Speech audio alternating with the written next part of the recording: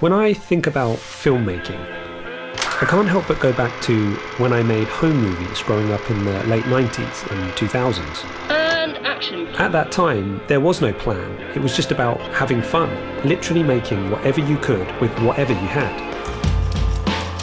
And even though I had no real idea on how to make films, without realizing, I was learning how to tell stories. And seeing people react to those stories, good or bad, was enough for me to continue making them. So in 2008, I started taking filmmaking seriously. I studied a degree in film production and I moved to London to finish it. Over those 3 years, I learned how to write, direct, and edit. And with some friends, I was able to make my first feature film, which taught me how to combine film mediums as well as animation. And it's been about 10 years since then. And in that time, I've been fortunate enough to create work for some amazing companies around the world, which I never imagined would have been possible when I first started out. But what I didn't realize during that time was that my actual filmmaking, the storytelling part, it wasn't advancing.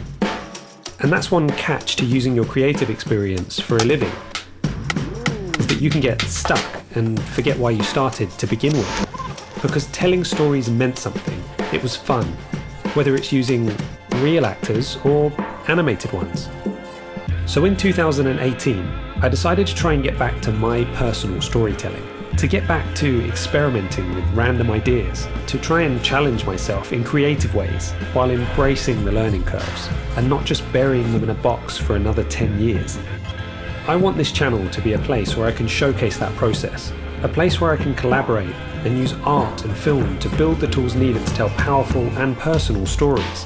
And I wanted to start with my own, as a reminder that no matter how much time goes by and how busy life becomes, never to stop being creative.